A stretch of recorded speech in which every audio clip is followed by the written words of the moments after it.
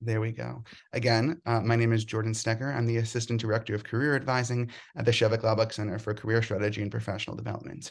Today's event is Building Your Network.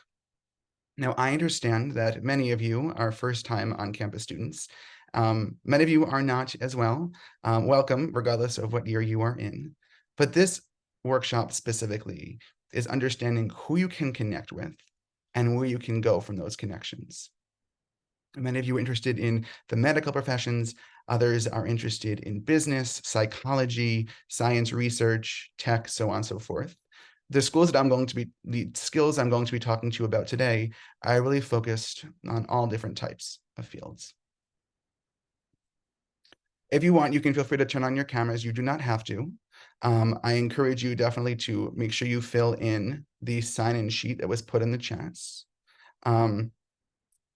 Eli Levi is our SJC ambassador. If you have any questions about anything, please, about technology, please feel free to direct them to him. But also, this is, again, a workshop, so please feel free to let me know if you have any questions about anything. Okay. So what is networking?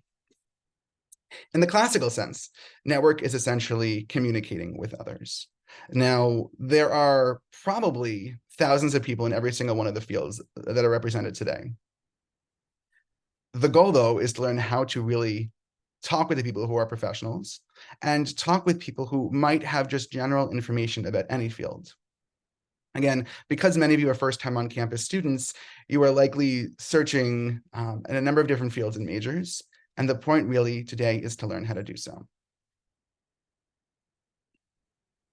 So for today's agenda, we have 4 things to really talk about. The first thing is recognizing your network. The second is understanding the tools. The third is strategizing, and the fourth is communicating. I'm going to pause for a moment because I recognize that some people might want to take notes with what I'm saying. I truly believe, and I'm not just saying this because this is my presentation, but I believe that a lot of what I'm going to talk about today are skills you might need for life. Regardless if it's a first internship or an eventual job, these are things that are really, really crucial from now till maybe even after you retire. So if you haven't gotten a piece of paper and a pen to take notes with, I encourage you to do so now. You can use your phone or your computer as well. So please feel free to take notes. You can also ask me questions. I'll ask for questions at different parts of the presentation. The goal is to make this also interactive. So if anyone wants, in the meeting chat, you can feel free to introduce yourself with your name, maybe your major. You can feel free to do that now. Okay. So it's kind of interesting. When I say networking, a lot of people just think, okay, let's see if I can connect with the senior partner of a firm, or I can connect with a judge or the CEO of a tech company. But really, our network goes beyond that. And these are 4 people, some of which you might know. And I want you to think for a second. Do you know these people? And how might you know them? So take a second. I'm going to encourage participation. Does anyone know who this man is? You can shout it out. Bill Gates. Good. Very good. Thank you. What about this? What about this man? This man is City Mayor Adams. Who's this? Ruchli Fryer, Judge Ruchli Fryer. That's right. And who's this? Hi, Bialik. That's right. Excellent. Thank you all so much for participating. So we'll talk about this through connections, right? Me and everyone who I know is within my network, and they're my connections. If I know someone who knows someone, that's a second connection. Third, so on, so forth. So we're going to play a little game. Is this man, Bill Gates, in anyone's connections? First connection. Anyone know Bill Gates by first connection?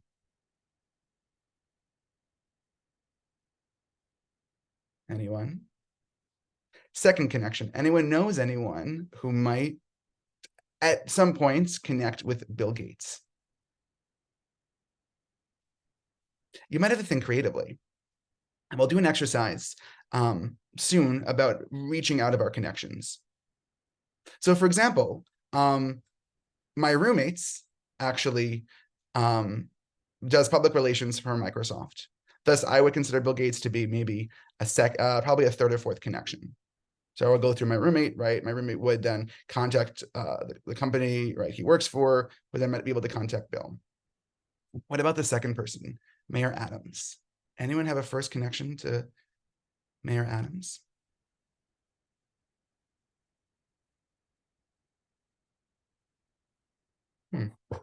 First connection.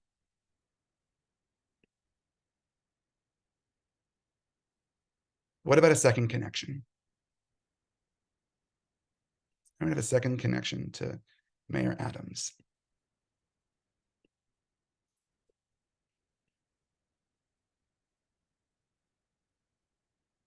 Anyone? Third connection? No. Okay. Well, I can give an example from my own life. It just so happens that one of my friends is the Jewish liaison for New York City who works for the office of the mayor. And so when we're talking about networking, right, think about your friends, people you might have worked with, so on and so forth. What about these two? Any connection? First connections? Second connections?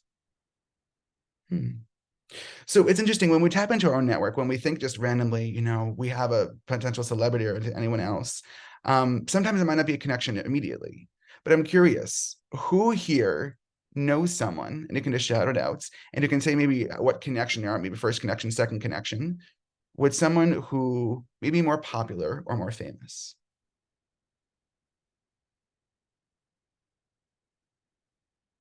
Anyone? I do. Please. Who do you know and how? I know Sam McPherson. He's a singer.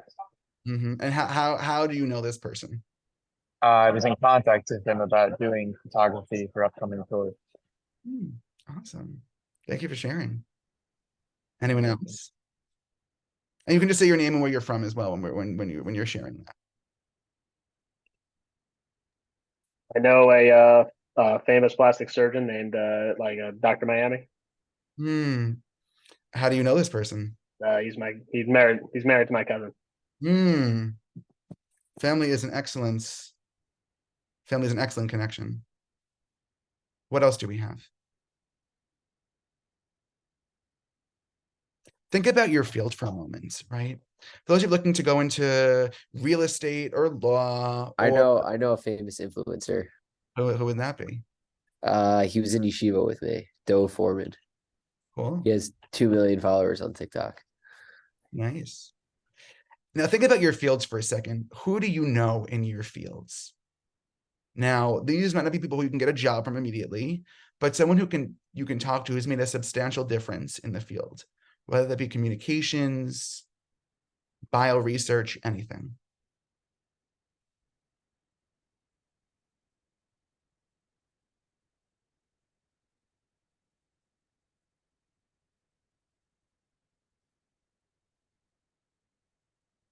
Anyone?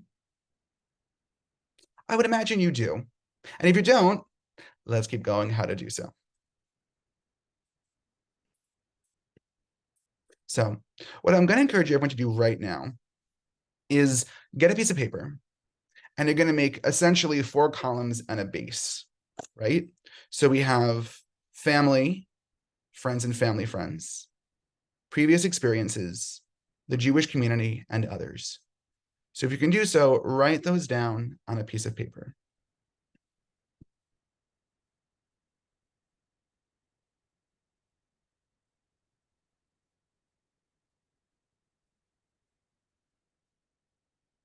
Okay. I want you to think for a second, who is in your field? And if you don't exactly know what your field is, hopefully you've had an advising session or at some point will with me. But I want you to think about your field, regardless of what that is, or a field that you're exploring, or a field that maybe you're not quite there, but one that you want to go down. Think about who you know in your connection columns is in the field. So for example, maybe your uncle's a doctor and you want to go down the medical field. Maybe your Mom's best friends from college works in public relations. In terms of previous experiences, think about what you've done. A lot of you, I would put money on, have worked at a camp or a Hesed organization or did something with your shul, right? We're just seeing previous experiences in general. It could be working at a restaurant, it could be anything. Think about who you know. What conversations have you had with people in that type of previous experience that has indicated they know someone in the field? This could be your co-counselor, someone who you had a shift with. Think about it. That's previous experiences. Jewish community. Who do you daven next to? Who is the woman who you sang next to during the Kumsitz?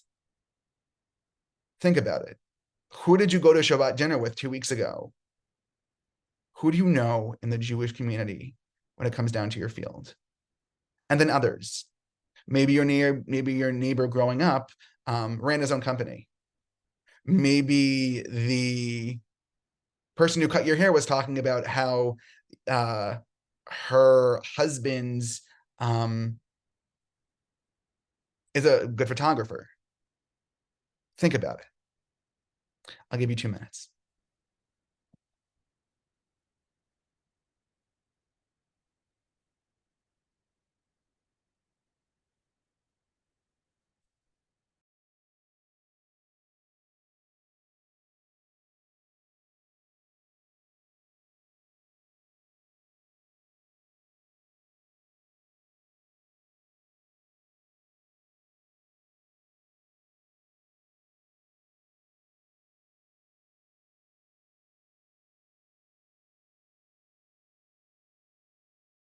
And if you're comfortable, you can also feel free to turn your camera on. I know we have many people. We have almost 45 people in the room, the Zoom room. Feel free to turn on your camera. Again, this is the interactive part. There'll be a few, but it's not a requirement. You don't have to. There'll still be a raffle without it. Who do you know in the fields? Maybe you want to go down 2 fields. Maybe for right now you're focused on writing, journalism, and maybe you want to go to law school. Others of you know you exactly want to go into marketing. I've met with probably 75% of people on this call right now. Who do you know in the field?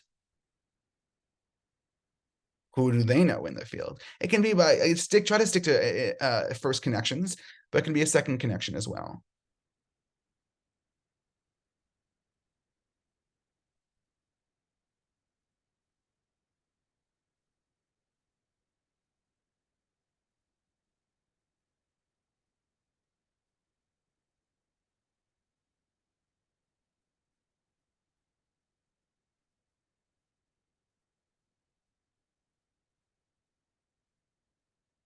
Okay. Let's pause for a second. Let's see if we can get 2 volunteers to talk about some of their connections. Who do you know in the field? And you can say your name, your field, and who you might have as connections. Psychology Okay. and my old school psychologist. Excellent. Anyone else? Yeah, I have someone. Oh, you go first. Wait, hang on, pause. Pause for a moment. See if you have more than 1 connection. How many connections can you find? We're gonna play a game to see who has the most connections to their fields. Keep going, whoever was just speaking. My name's Leora. I'm pre-health, and I have a connection who's the head of pediatric cardiology at Nationwide Children's Hospital. Amazing, amazing. Who has more than 1 connection to a field? Think hard, think deep, my friends. I do. Go ahead. What's your name? Ezra Rosenfeld. Mm-hmm. So I'm going for engineering at the moment, Mm-hmm. and I have a connection. I work for Joko Bikes, the rental bike company for food delivery in the city in product design Mm-hmm. on a first-person basis. Direct connection, who I met him through a friend. I ended up working for him, and I still do work for him now. I am in contact with Indie Design, which is a photography power solutions company for product design and development. Amazing. Amazing. Jordan, I saw hands. Yeah, Fields law, or trying to go to law. I have connections through my sister-in-law. Her dad's best friend is a big lawyer in the city. Since the IRA at Nesanoff. Her cousins, they have a lot of people in law. Also, I also have cousins that are in law, so I have network there. Sure. So let's say 4 connections. Just for now. There's probably more. Who has more than that for a field?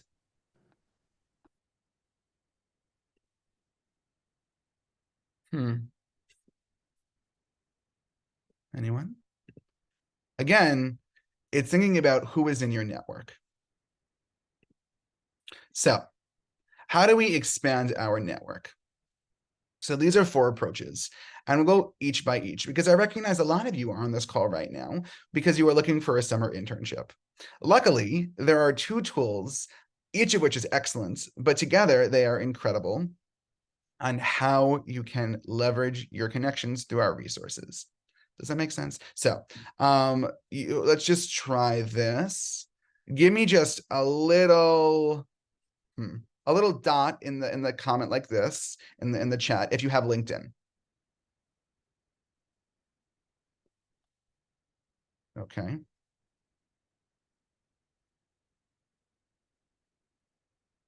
Okay, so it looks like a fair amount of you have LinkedIn. It is one of the things I strongly encourage all of our students to do. So let me show you something.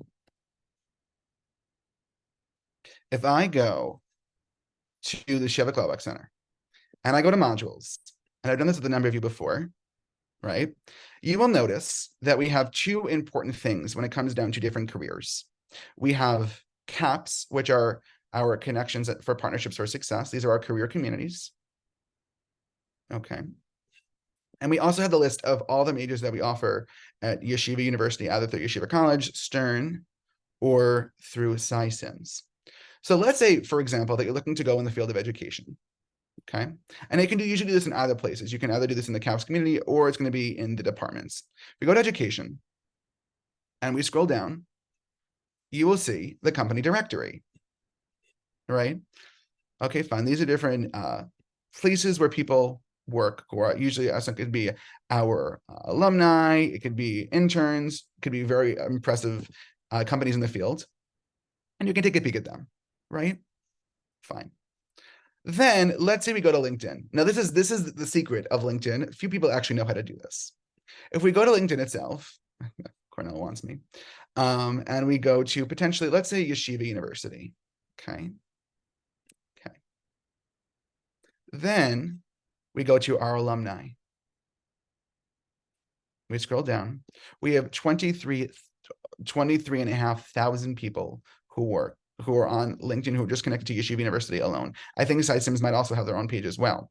So let's say hypothetically you were looking to find someone in education. Let's say someone at JCC Manhattan.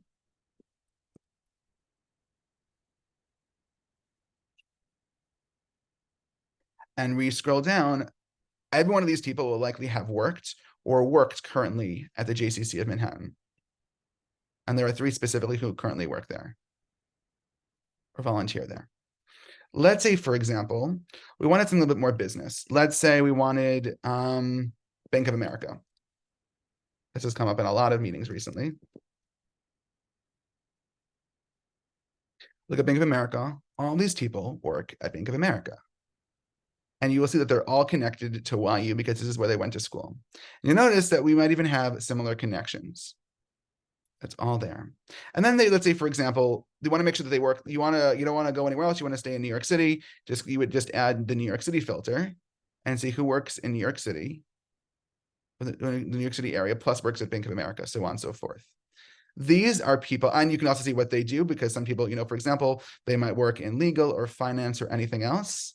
This is how you find the connections to LinkedIn. Or you could just do a different company completely. You could say, I want, I don't know, let's try, what's another good one? Data analytics. Data analytics. Let's try that. Yes. No, this is the more traditional.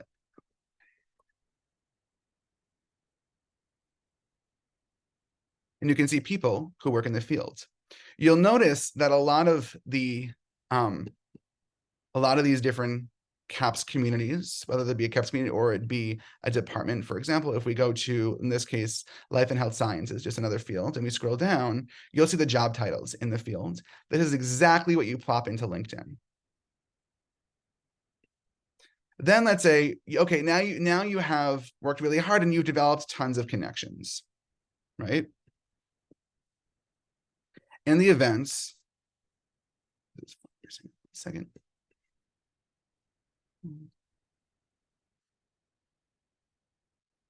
Let me get to.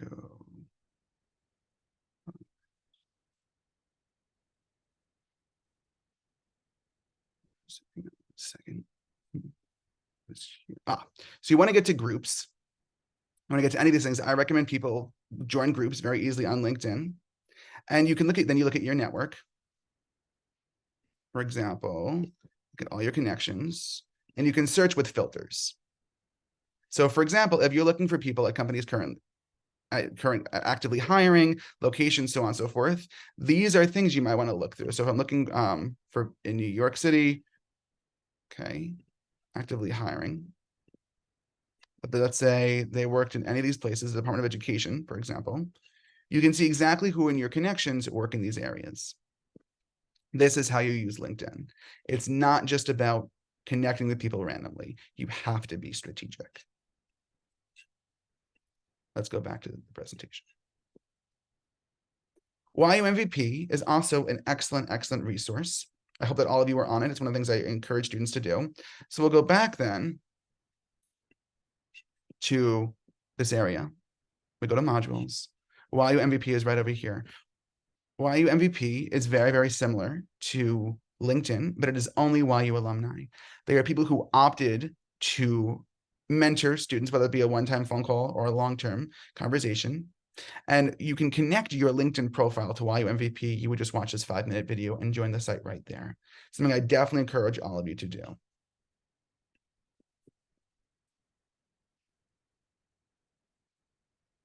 So, aside from just the tools, these are things that I definitely encourage you to do as well. Show your face.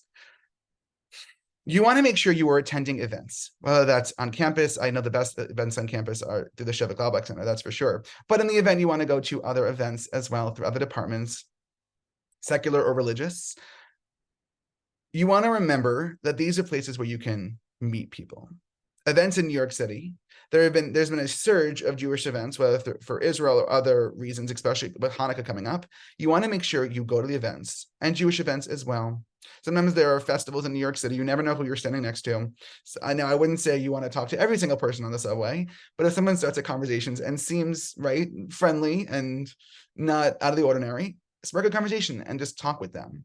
You never know who you can meet. And then Jewish. So we have this this notion of Jewish geography, right? In terms of, I know my cousin's sister's friend who went on a trip with me. I went to seminary with my cousin's good friends. We utilize the term Jewish geography, but we have to remember to use it to our advantage. If we are so connected, we need to network. These events are all gold mines. There are tons of people who are professionals coming from work who have a very special piece of paper, which I'll get to in a second, that you want to go to. Lastly, when you talk to someone, ask them who else they know. Name dropping can be very powerful as well. For example, if you happen to say, oh, I don't know, I went to a lunch and the president or CEO of a very important PR firm was there, people tend to pick up on that. You can also ask people, do you know anyone in the field, such as law or manufacturing or anything else? So remember to ask.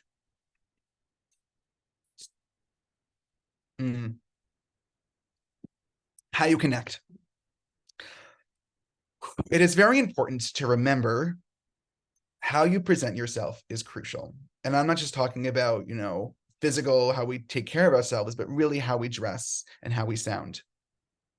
Fun fact, for those of you who went to the finance and accounting fair, I hope you enjoyed it. There is one student who I specifically can tell you exactly what he wore, because the student was very stylish, had a very specific color tie, which I picked up on. You want to dress to impress. This doesn't just include going in person, but this includes also on LinkedIn. LinkedIn has headshots. You want to make sure your headshot is very tasteful. Even if it costs a little bit of money to get a really good headshot, I would definitely do it. It says a lot. Excuse me. How prepared you are when you are going to places where you can expect to network. Bring some kind of resume if you feel it's appropriate, whether it's a job fair or some kind of networking events. Certainly have information about your field. If you're going to potentially an event where it's going to be a marketing speaker, have questions about marketing. If you're going to go to a colloquium where people will be speaking about their research, have an idea about the field itself. And remember who's talking. You want to remember that people really like talking about themselves. Some people have, I don't want to say egos, because that's stretching it a little bit too far, but people generally like to talk about their experiences, their success. You want to get them talking. Etiquette is very important. You don't want to interrupt anybody. You want to make sure that if there's a cultural difference, you want to be respectful.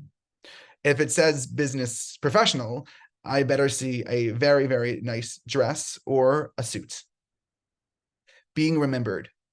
You want to say something that will impress them. Whether it's about yourself, a fact, something. I used to work in admissions before coming to the Shevik-Lalbach Center, and a very good, prestigious school, I would like to think. And it was during a phone call when we were reviewing the students. He said some kind of fact about the US. He was saying, I said, my name is Jordan. I wouldn't go this far. This is a little bit unusual, but it did the job. He was saying that a certain percentage of presidents, United States president, he was not from the United States. He said a certain number of presidents had started with the letter J, right? John Adams, whatever it is, right? And I remember that he said that, and it had nothing to do with his application or anything else, but he did the job. And when I was reviewing his application, it could have been me or anybody. I remembered that we had a good interaction. Okay. I'm going to do another activity in just a few minutes. Your resume. This is very, very important. When it comes down to job fairs, which we'll get to in just a moment, this is the document which people will use to literally remember you. There tends to be a couple of piles. If you watch a recruiter at a job fair, there tends to be two piles, right? One of maybe excellent resumes, and then sometimes resumes that, they're a good application, but, just a great application, whatever it is. And sometimes it's the same stack, sometimes it's a little bit different. You want to make sure that your resume goes into the right pile. And chances are they're going to do a once look over when you give them the resume. But I can put money on the fact that if you make a very strong positive impression, your resume, regardless maybe of what it looks like, can potentially get in that really good pile. Memberships. There's a number of clubs at Yeshiva University and also worldwide of things that you might want to consider being a part of. For example, Tamid is an excellent choice. There are different professional organizations. When I was a student, the Public Relations Student Society of America was an excellent choice. Sometimes pre-med or pre-law societies are part of a larger umbrella. You want to get part of those organizations. Sometimes it's a small fee. Maybe I would say $80, whatever it is. Typically it's worth it. If you get nothing else, a lot of these different organizations have membership promotions where you can find a mentor or anything else in the field. I know when I started my job currently, my boss encouraged me to join a couple and find mentors. And LinkedIn. You want to ensure that your LinkedIn is cleaned up.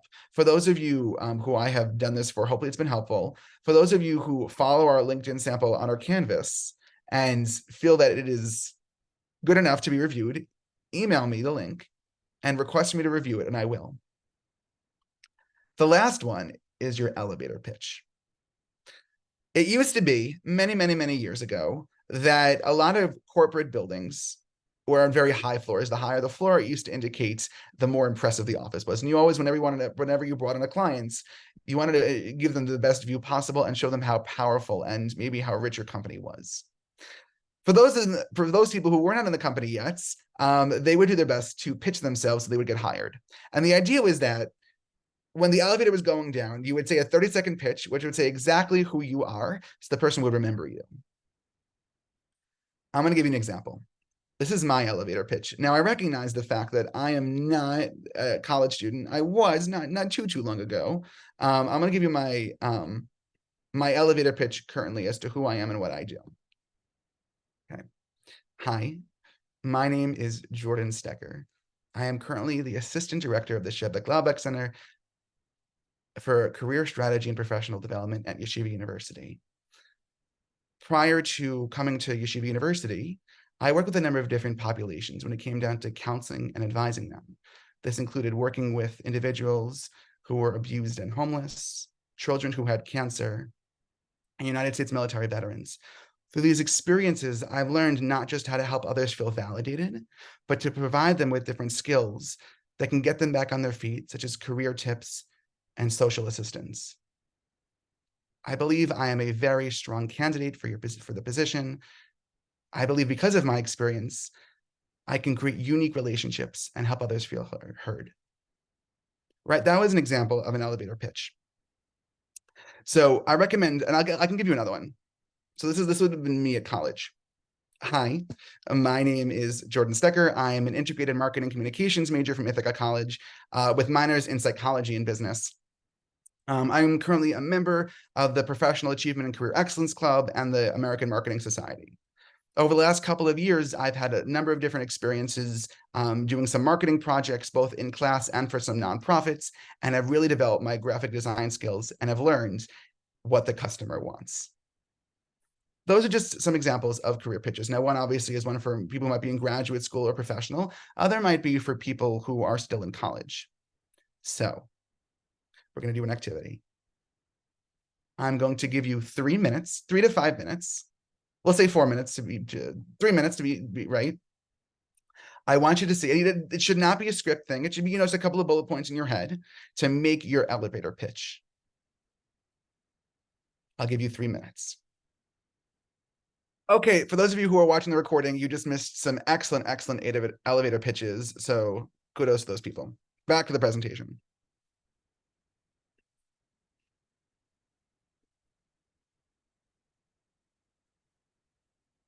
Okay, so move this away. So remember your goals. When it comes down to networking, these are very, very important commodities, so to speak.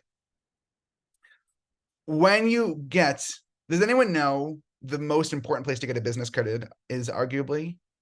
It's the secret to doing one specific type of event correctly.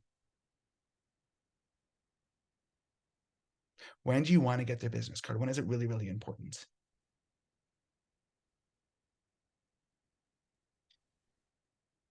There's something coming up next week. You can just shout it out. You want to get the business card right before the conversation ends. Exactly. Yes. What's an event? What's a type of event? Okay, let me give you an example. There's one happening like next week. What, to get a business card? Yeah, we can do this next week. There's an event happening through the Career Center, and we'll go over it. You can get a business card at any place, anytime, type of thing. Like I recently just got a business card off someone at like a very random event to get one at. So correct. I'm gonna give you the answer because I think I'm making this more confusing. When you go to a job fair, you get the recruiter's business card. That is the hot commodity of the entire thing. It is more important for you to get their business card than for them to get your resume, because this is how you follow up. That is how you network. Informational interviews and job shadowing is together, obviously, because this can be one day or it can be an individual informational interview you just get with someone individually. So you want to make sure you get those. So this is more of a power day of information. This is more an individual. Referrals and referral links. So at the end of a conversation, it's great to say, I would love to connect with someone else in your field. I would love to connect with your partner who did the special project. I would love to connect with your fellow engineer. You can get the referrals, maybe even a hiring manager, right? Now, when you apply for a job, right? I'm assuming many of you are applying on CareerLink or anything else. And that goes to a very big pile of resumes and applications, so on and so forth. But sometimes companies will offer referral links, meaning current employees will have links that go into a special file in HR's office, right, electronically, whatever it is, you want to make sure you try to get the referral link. So these are 4 different things, or I guess 3 things kind of related that relate to this. So that being said, we interrupt this important presentation for an important announcement. Next week, it's already next week, my goodness. There will be a healthcare and social services fair on November 20th at 7:30 at Barron. This is specifically for those looking to go into nonprofit, education, health services, healthcare. That's all happening next week. Now, I know a lot of you are first-time on-campus students. I still encourage you to go because there are not many job fairs that we offer. We offer a handful every year. By the time you go to one, that's not even practice. That's the real deal. So go to this for practice. Okay, RSVP and career link. Moving forward. So when reaching out, you want to be remembered. Very important. I see a question. Yes, Jordan. I don't know how often or if anyone else has this type of question like this, but at least in my scenario, like I said, I want to go into the field of law. It's very difficult to get internships in fields like that because especially big law firms look for people that are already in law school and take those people's interns, or they already want people that are graduating to be taking on as associates. So if obviously people should, like there's usually most people have either something like a backup type of career that they want, or like a secondary career, and if they want to network into that a bit, do you think it's better to mention the fact that, like, say this is like my top career that I want to do, if they're exploring that second career that they might want to do, or is it more of a? Well, I think that's an interesting question. I would never use the term top career or top choice because like at any point, right, you want the employer to think that it's what you want, right? I wouldn't apply to a job that I don't want. Now, some people are right automatically know what they want, right? Some people don't have to go to graduate school or anything else. Some people have a major and that's it. Some people have a second major. Some people have a minor, right? You can play the field when it comes down to different opportunities. You can say, I studied, like when I was in college, I used to say I studied a mixture of like psychology and marketing. Okay, yes, one was my minor, but I was still happy to go into one of the fields. And I like to think I went in a field that has both. But the point is that you can mix and match, just a matter of how you say things. Does that make sense? Yeah, but what I'm saying is it do you think it's important to emphasize the fact that, like, even though it might not be the career that you're leaning more towards, do you think it's better to say that it's a career that you want to explore, or it's a career that you're really looking into? I would say really looking into at all times. Okay. It's not lying. It's not exaggerating the truth, but you obviously have a passion maybe for it. So that's that. Okay, so remind them who you are, right? So at the end of the time you're networking with someone, I hope you did the job and made a difference and stuck out. Again, it can be how you dressed, a conversation.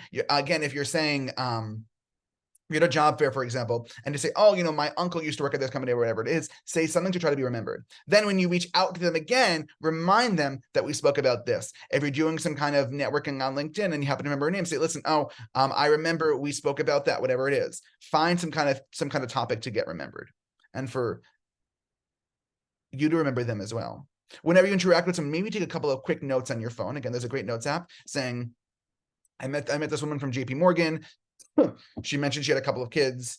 Then in the follow-up, I would say, hey, Jessica, it was a pleasure talking to you about JP Morgan. I like learning about your family. Hope everyone is doing well. Anything. Just try to show the connection. And that's what it's about, being strategic. Now, when it comes down to reaching out, likely there is more than one person to reach out to. So for example, if you found someone at a job fair, and they're saying, oh, we're looking at hiring, a marketing specialist, or let's say a tech computer scientist, right? Chances are, if they're hiring someone, you can contact someone in the department as well. And you can find them on LinkedIn. Again, you can do exactly what I did before in terms of finding people in companies. And you can say, I spoke to Joe, who is an HR who visited YU recently. I learned a little bit about the job. I know that you're probably in the department. You might be hiring. I would love to connect. Again, you want to spread out and think about the multiple ways you can do this. Okay, so now we're moving back to LinkedIn a little bit. This is a sample message from LinkedIn. Again, this person was very strategic. They used the list, the company directory, and then they used LinkedIn, and they found some people who work at the Get Better Clinic, and they reached out to this person. And essentially, they used a number of different tools, right? Right, you can see they're referencing who they are, what they major in, the similarity, how they can connect, and the call to action. So we're gonna take another 3 minutes, and I want you to see if you can find someone on LinkedIn. You can just do the YU alumni thing like I did before, and see, write a hypothetical. Don't send a message, right? But see if you can write a draft of a message you can send to someone. Okay. Take 3 minutes. This is a scenario. Actually, let's do this. Let's do this instead. Forget about that. That's just an example, right? In this case, you're gonna write an email to someone, right? So yes, who can someone read this for me if you don't mind? I'm realizing we don't have time to do both activities.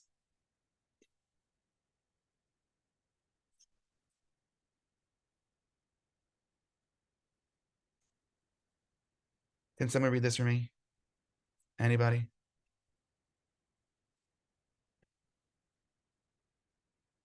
Sure. Thank you. Yesterday, you attended a Support Israel dinner, which included networking. One of the people you met was Alex Cohen. Alex is an outstanding professional in your intended field. He has been doing this work for 13 years and is also a YU alum. You remember him saying something about being in a club which you are currently a member of. You also remember Alex saying something about his company hiring an intern this summer. Luckily, you were smart enough to get his business card. Thank you so much, Aiden. So take 3 minutes, write a general, you don't have to write the exact email, right? Write 3 minutes based on the LinkedIn example. I'll tell you what, I'll put the scenario in the chat, and I'll keep the I'll put both the example and the practice up. Again, LinkedIn and emails can be used interchangeably. I always recommend reaching out to LinkedIn first and then emailing. If you don't have the email already, you can find people's emails on LinkedIn. But I'm gonna give you 3 minutes to see if you can practice the scenario. For those watching the video, you missed an awesome response to Alex's scenario. Okay, we're almost done. We have about 10 minutes left. So sad. Okay. Let me share my screen again. Here we go. All right. So, informational interviews. This is super duper important. So let's say you've connected with someone on LinkedIn or somewhere else, wherever it is, and you want to learn more about the field. Now, what you really want is to get hired by this person or someone else. You never know, just someone hired by the company. So what you do is you can use this opportunity to learn more about the position, opportunity, company, or person through these types of questions. You say, and we can use kind of, hang on. In this scenario, right? So you mentioned someone on LinkedIn. Clearly, this person wants to talk over the phone. This is what Sarah is asking for. And she's talking to Ari. And what she's really asking for is for an informational interview. Again, this kind of scenario, you take 20 minutes of someone's time, and you ask them questions about what they do, why they do it, kind of other information. So it's called an informational interview. Again, these are types of questions, and we have a whole guide on our Canvas page about informational interviews. These are just questions you might ask. Why did you choose X rather than Y? Why did you choose investment banking rather than working in a hedge fund? Why did you choose to work in AI rather than in computer software engineering? What specific skills are important for this role? What are some challenges, projects, or accomplishments you have done in this role, right? Does you want the person to talk and you take notes? This is so important because I know a lot of you are searching for exactly what it is you want to do. Yes, you might want to be a lawyer, but criminal law is very different from civil law. Yes, you want to be a doctor, excuse me, but why an OD versus an MD? Or sorry, a DO versus an MD? Those are questions to ask. Now, excuse me.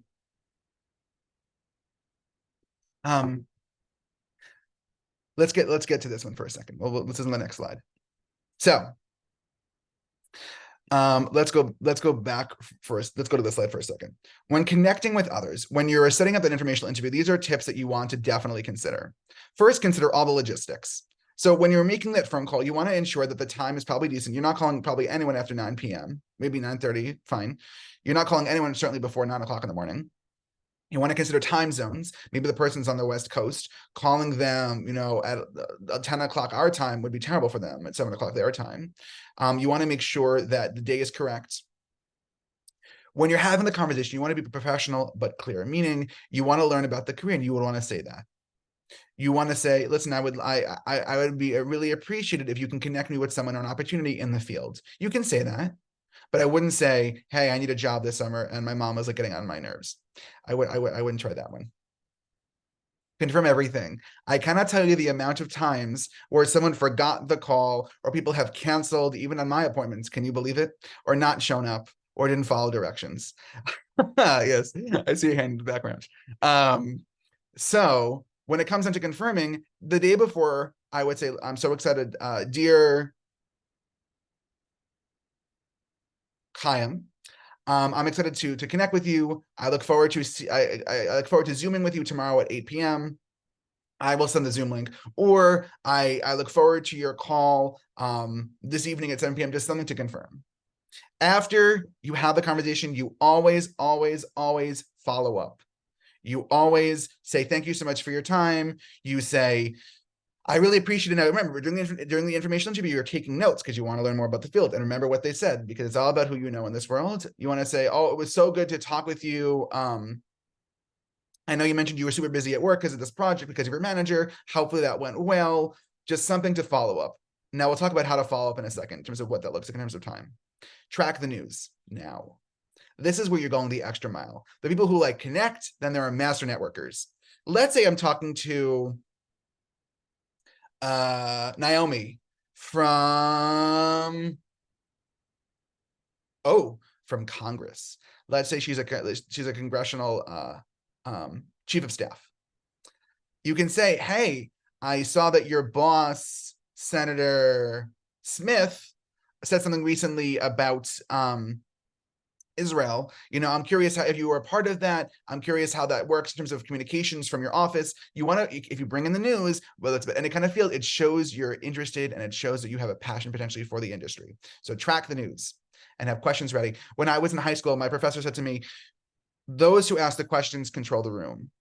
And certainly in the case of an informational interview, you want to use your questions to make the person feel comfortable and to remember that, wow, let's see, that's Boaz really know what he was talking about. That's Chantel really, she had a lot of questions related to the field. You want to have questions ready. So, question is, when do you follow up, right? So let's say in different kinds of communications, and we're almost done, you're sending a follow-up meeting after you're meeting someone at a job fair or someone random. How soon do you follow up? Who has an idea? Who has a guess? This is number one, sending a follow-up meeting after meeting someone at a fair or random. How soon do you follow up? The next morning. I would say yes, within 24 hours. Excellent. Next, sending a follow-up after an initial. Yes. You spoke to my class before and I thought you said like 2 to 3 days. That's for a thank you. That could be for potentially for a thank you. Okay. Yes. So sending a follow-up email after an initial missed message, meaning you reach out to someone, either email or LinkedIn, and they didn't respond. How quick do you follow up?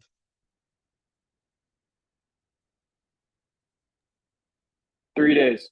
Good. 72 hours.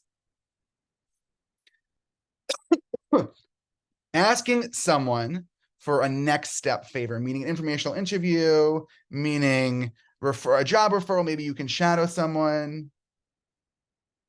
How long? After how many communications do you ask for this? So in the first meeting, the second meeting, third meeting, how soon do you ask for a favor?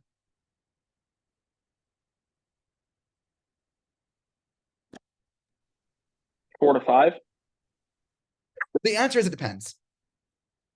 If this is someone who you know, who you've met, who've connected with significantly, I would say after maybe 3 or 4 communications, or maybe 2 communications, depends. Never on the first time. I would never ask to shadow someone after the first time talking with them. Now, last one, reaching out to someone in your network. Let's say you have a whole vast network, and remember all those names we wrote down on the columns? How often can you reach out to these people?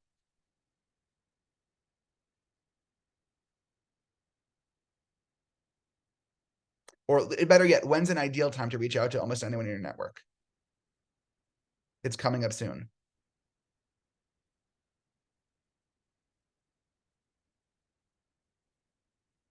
Any thoughts? What is an opportunity? You can Hanukkah, Thanksgiving, or New Year's.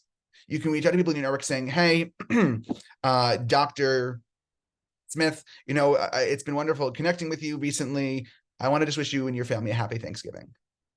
Someone who you met maybe at a networking event, hey, who you spoke with, again, I wouldn't say a random person. Again, these are people who are generally within your network, or maybe one degree by separation. Hey, hi, Michael, I want to just wish you a happy Thanksgiving. It's, I'm so glad that we can connect this year. Something. It is an amazing opportunity to really use these networking skills to reach out. Okay. So before I kind of wrap up and ask for questions, these are just some events coming up that you can really use a lot of these networking skills. Our Healthcare and Social Services Fair is happening next week. Careers in Consulting panel is happening in a couple weeks. What is Wall Street events? That's happening in about 4 weeks. And Graduate School in Israel. These are all things that are happening through the Sheva Cloud X, and you can RSVP to any of these on CareerLink. You can also feel free to follow up with any questions in terms of how to use these skills with me as well. So if you're going to any of these events, you can feel free to ask me about how we can network. These are all amazing opportunities for networking, whether about graduate schools with Nefesh B'Nefesh, or the services for so on and so forth. These are all excellent opportunities. So that concludes our presentation today. Oh, look at that, at 8:14, not bad, not bad. And I'm going to offer maybe five minutes of questions. And then for those of you who want to practice your elevator pitch, you can do so. For the raffle, I have the names, I have the people. It will be announced in my weekly email next week. So hopefully we won't wait too long. Okay. Thank you all so much for attending. Again, I'll stay for questions. Those of you who have to leave, have a wonderful night. Thank you so much for attending. Thank you. Thank you. Thank you. Thanks. Thank you. Of course. Thank you. Thank you. Thank